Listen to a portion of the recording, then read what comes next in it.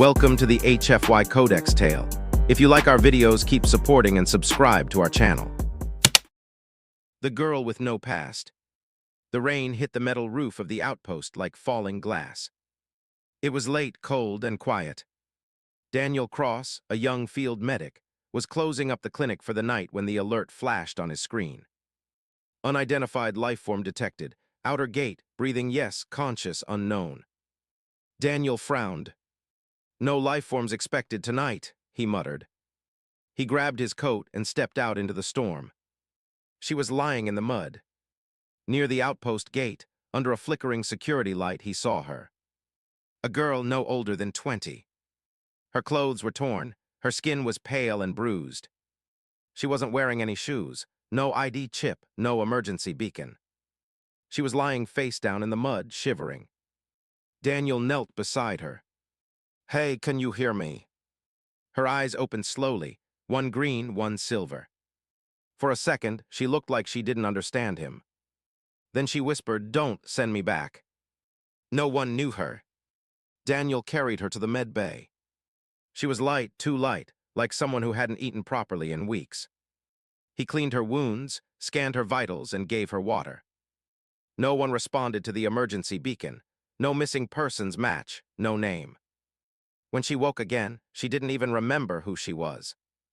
"What's your name?" Daniel asked gently. She looked at him, confused. "I don't know." Something wasn't right. Her injuries healed too fast. Her fever vanished within hours. She never coughed, never sneezed, never showed normal human signs. And then there were her eyes. The silver one glowed faintly in the dark. Daniel tried not to stare, but he noticed. He checked her heartbeat, slightly too slow. Her blood pressure too stable. Her body temperature off by 2 degrees. She was human, but not exactly. The DNA test. Daniel wasn't supposed to run unauthorized scans. But curiosity won. Late at night, he took a blood sample and entered it into the clinic's DNA matcher. The machine beeped, loading. Searching. Searching. Then the screen flashed red. Match found, access restricted. Classified genetic structure DETCTD. Human/unknown hybrid. Project Eden. Daniel's heart skipped. What the hell is Project Eden? He wasn't alone. As Daniel stared at the screen, the power flickered. The security system rebooted. A message pinged the clinic's main comm line. Incoming request from Central Military Command. Location flagged, unauthorized DNA access. Unit inbound, ETA 20 minutes. Daniel turned to look at the girl, still sleeping peacefully in the recovery bed. She had no name, no past, but now someone powerful was coming for her. And he didn't trust their reasons. She woke up crying. As he began to pack emergency supplies, the girl stirred. Her eyes opened wide. She sat up fast, breathing hard. "Where am I?" "You're safe," Daniel said, trying to sound calm. "I'm Daniel. I found you outside the gate. You were hurt." She looked around the room, confused. Her hands trembled. Then softly she said, "Why do I feel like I'm not supposed to exist?" The choice. Daniel knew what the rules said. Call it in, let the military take over, let them handle it. But as he looked into her strange, scared eyes, he thought, she's not a threat, she's someone's mistake. No, not a mistake. She was a secret. A shocking truth buried in blood and silence. And someone wanted it erased. Daniel looked at her and whispered, "If they come for you, do you trust me to keep you safe?" She nodded slowly. "Then we need to leave, now." The hidden file. The night was silent, but Daniel's heart was pounding. He packed fast, med kits, food, ID fakes, a portable scanner, and kept glancing at the girl sleeping on the small medical bed. She had no name, no past. Just one strange truth in her blood. And now, military command was on the way. Time is running out. He accessed his private network. The DNA file from earlier was locked again, scrubbed clean. But Daniel had copied one thing. A single phrase before the file disappeared.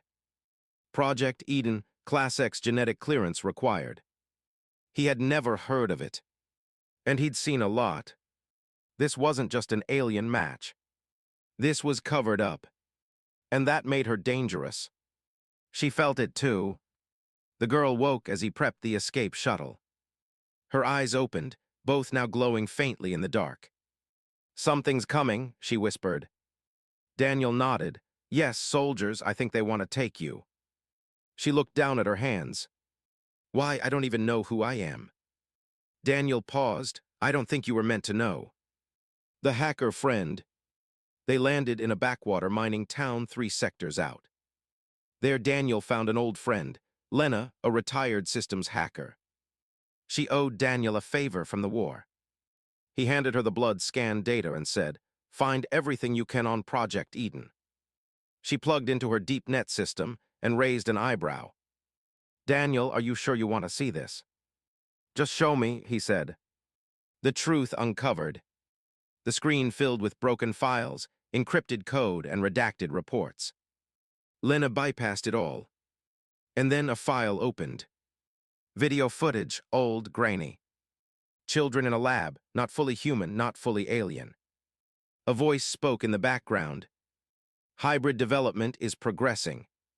They show signs of both sides, speed, intelligence, healing. Emotion is the challenge. But Subject 7 shows strong empathy." The camera focused on a small girl with silver and green eyes. She was smiling.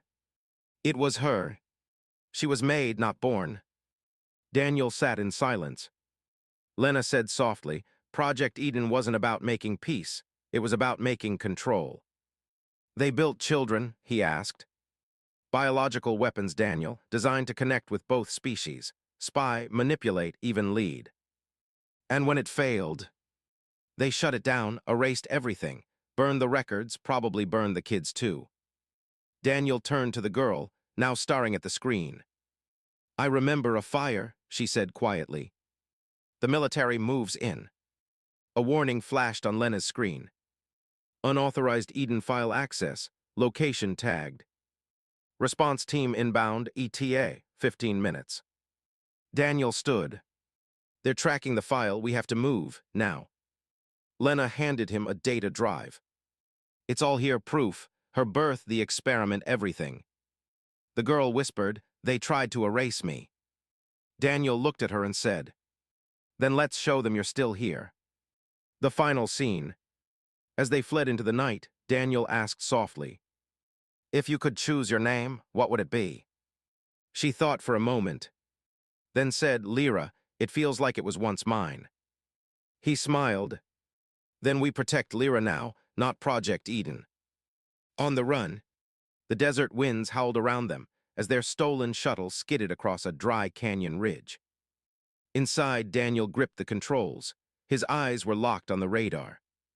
Behind them, 2 black military ships. Fast armed, silent. They weren't coming to capture. They were coming to erase.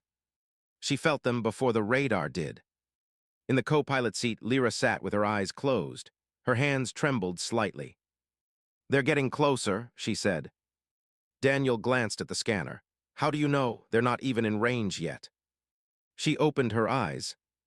"I don't know how, I just feel them." He didn't question it. Not anymore. They needed a place to hide. Daniel turned the shuttle sharply and dropped into a canyon tunnel, too narrow for larger ships to follow. They needed time.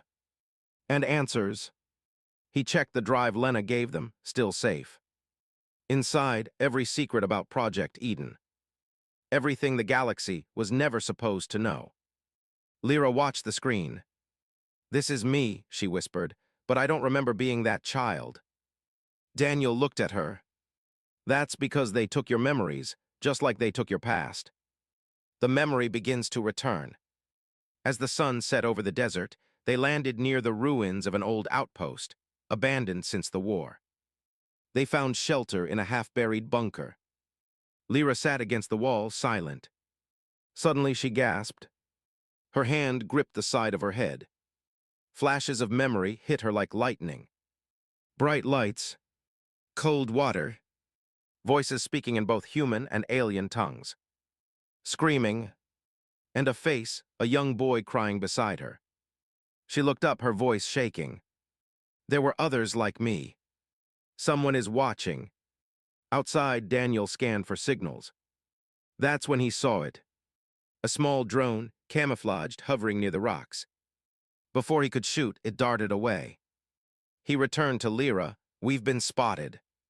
Lyra stood up. I won't run forever, she said. I want to know what I am. Daniel placed a hand on her shoulder. You're not just something they built. You're who you choose to be now. A dangerous decision. Lyra stepped into the middle of the bunker and closed her eyes. I want to try something. Daniel backed away. What are you doing? She raised her hands. Her body glowed faintly. Around her, the old bunker lights flickered, then turned on. The room's generator powered up. Screens booted. Systems that had been dead for years awakened. Lyra opened her eyes, breathing hard. I didn't mean to, it just happened. Daniel stared. You're not just part alien, you're something else. They're coming again. The ground shook. Far away, gunships approached fast. They had been tracked again. Daniel grabbed the drive, the med kit, and Lyra's hand. We need to move now. But Lyra paused and looked back at the glowing screens. Maybe I wasn't made to destroy, she said softly. Maybe I was made to wake things up. The truth in her blood. The stars above the desert were cold and quiet. But inside the old shuttle, everything had changed. Daniel watched Lyra as she slept. Her breathing was calm, but her fingers twitched, like they were remembering something her mind had forgotten. She wasn't just recovering. She was awakening. The data core unlocks. Daniel sat beside the drive Lena had given them. Most of the files were locked. But now, after what Lyra did at the old bunker, the drive responded to her presence. A new message appeared. Access confirmed. Subject 7 Lyra clearance granted. Daniel leaned forward. The screen opened a folder labeled Project Eden, Final Purpose. He read the words out loud. Eden units were not built to fight. They were built to feel, to connect, to end wars not with force, but with understanding. Daniel stared in silence. A living bridge. More files opened. Videos of alien leaders speaking with Eden children. One scene showed Lyra, just a child, placing her hand on a wounded human's chest. His pain faded, his eyes changed. Her DNA wasn't just mixed. It had something extra. Empathic sync capacity, 92%. Projected influence range, high-level emotional bonding. She wasn't made to kill. She was made to heal. But why was she left behind? Daniel scrolled to the final entry. Subject 7 shows unapproved emotional growth. Strong attachment to handlers, refuses to comply with memory resets. Recommend termination. Daniel clenched his jaw. But then another note appeared, different handwriting. I couldn't do it. I erased her data, hid her. If she survives, maybe peace has a chance. A scientist had saved her. One person had believed. She wakes with a vision. Lyra gasped awake. Her hands shook, her eyes were wet. I saw them, she whispered. Others like me in a white room, they were scared, and then they were gone. She looked at Daniel, eyes glowing again. I think I was the only one who survived. Daniel gently took her hand. Not just survived, Lyra. You're the last hope of what they tried to destroy. A new plan. Daniel stood. We can't keep running. We have to show this to the galaxy. Lyra nodded, but they'll never believe me. They don't have to, Daniel replied. They just have to see. Where it all began. Lyra pulled up a location embedded in the files.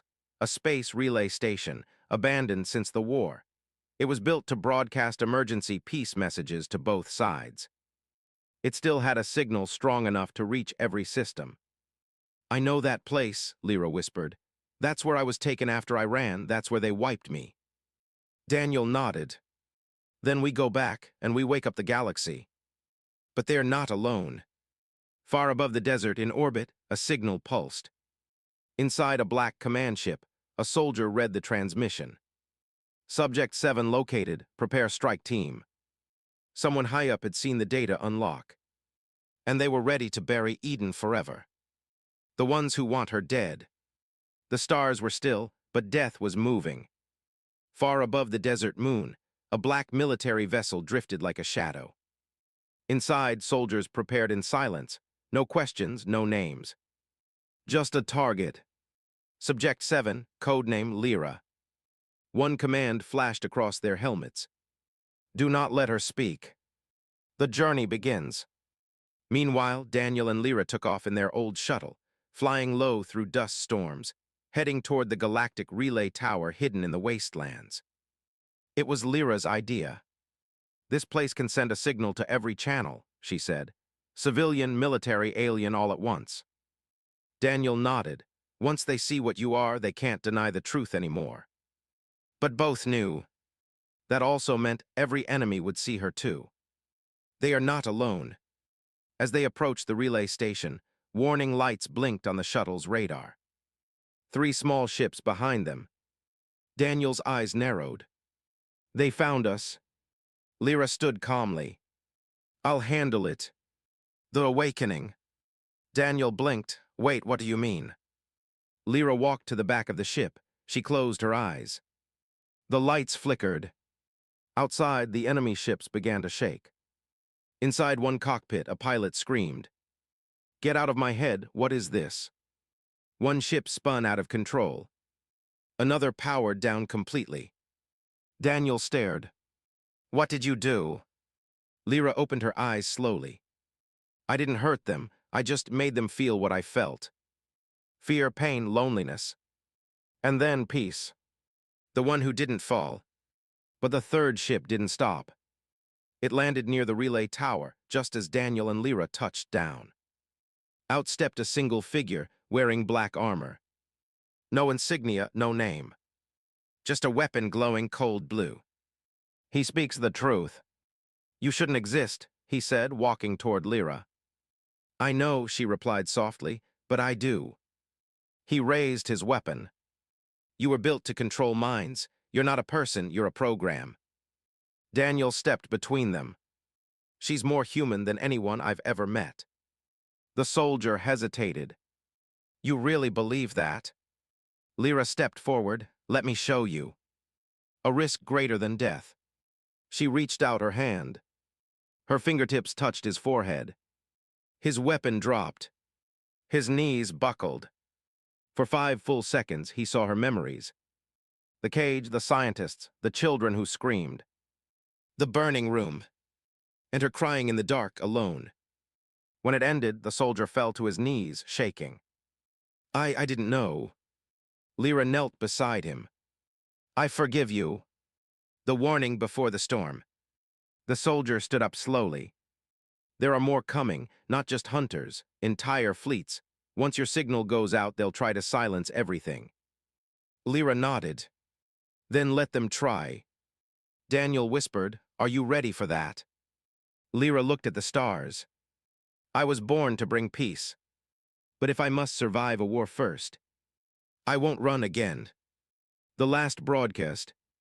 The wind howled through the steel bones of the abandoned galactic relay tower. Inside, the power systems flickered to life. The air felt old, but the machines remembered. Lyra stood in the control chamber, her eyes glowing faintly. This was the place where they erased her. And now, she would make sure the galaxy saw everything. A message no one could block. Daniel connected the old core to the data drive. The screen lit up. System active, broadcast ready. Lyra uploaded everything. The lab files. Her DNA scans. The experiment logs. The children who didn't survive. Her memories. Daniel asked gently, Are you sure? She nodded. They made me to connect both sides. If this is the only way, I accept it. The moment she speaks. She stepped onto the platform. A single camera activated. Red light, live feed. The broadcast began. across all sectors to all species, human and alien alike. Lyra looked straight into the lens. My name is Lyra. I was born in a lab, not from love but from fear. Made to be a weapon, raised to obey. But I am not a mistake, I am not a machine. I feel, I remember, I forgive. She paused, then continued. There were others like me, innocent, they were erased, I was. And now I speak for them. The galaxy listens. Across Earth, Zarnak colonies, war-torn planets, and neutral stations, people stopped. Soldiers paused mid-battle. Civilians cried. Commanders clenched their fists. They saw a girl scarred by memory, but strong. Not angry, not broken. Free. The response. Inside the control room, warning lights flared. Daniel shouted, multiple warships entering orbit, human and alien. On screen. Priority kill order, Subject 7. Strike in 5 minutes. Lyra turned to Daniel. We did what we came to do. He shook his head. We're not dying today. But Lyra touched his hand. I'm not afraid anymore. The impossible happens. As enemy ships closed in, something pulsed across the broadcast. Lyra stepped forward again and whispered into the feed. You don't need to fight for me. You only need to remember what they tried to bury. And then, ships began powering down. Not because of attack, but because the crews refused to fire. From one ship to the next, captains made their choice. We won't kill her. We're not tools anymore. The silence that changed everything. Command from above barked orders, threatened, screamed. But no one fired. Across the galaxy, a new silence spread, not of fear but of choice. And for the first time in decades, there was no war in space. She collapses but not alone. The stress hit Lyra all at once. Her body shook, her knees gave out. Daniel caught her. Lyra, stay with me. She smiled faintly. I did it, did I? He nodded, voice breaking. Yes, you did. The new beginning. The broadcast had ended, but the echo of Lyra's words traveled through space and into hearts. For the first time in years, humans and aliens looked at each other, not as enemies, but as beings who shared pain, memory, and now a single truth. The war that didn't start. On Earth, military leaders watched the reports roll in. Enemy fleets powered down. Commanders refusing strike orders. Public outcry rising, demanding peace. One general whispered, we lost control. And in that moment, they understood. Lyra had done what bombs never could. She wakes to a new world. Lyra opened her eyes days later. She was resting in a peaceful room, sunlight pouring through a window. Daniel sat beside her, smiling. You slept for 3 days, he said softly. She blinked slowly. Is it over? He nodded. The war didn't start. You stopped it. Your message, it reached everyone. Lyra looked down at her hands. They were made to be tools, she whispered. Daniel took her hand in his. Now they hold peace. Voices rise around her. Across the galaxy, alien leaders called for formal talks. Human civilians lit candles in her name. Statues were torn down, stories rewritten. The galaxy didn't forget what she said. And they didn't forget who she was. The Council's offer. 1 week later, the newly formed Unity Council asked Lyra to appear. They didn't ask her to fight, or to prove anything. They simply asked, will you be the voice for those who had none? She stood in front of the council, her scar still visible, her voice calm. I was made in a lab, but I became more than what they wanted. I became human, and I became something alien too. Not a weapon, a bridge. Daniel by her side. As cameras flashed and planets listened, Lyra turned slightly. She didn't stand alone. Daniel stood beside her, quiet and proud. The medic who chose to protect a girl with no name. The man who believed before the galaxy did. The final words. Lyra faced the stars on her final broadcast. This is not the end of war, but it is the end of silence. I remember what they did to me, but I choose to speak not with hate, but with hope. Epilogue years later. A child sits on a classroom floor, staring up at a hologram. The teacher says, and this is how peace began. The hologram shows Lyra's face. Strong, scarred, smiling. She was the girl with no past, but she gave the future to all of us. White heavy check mark the end.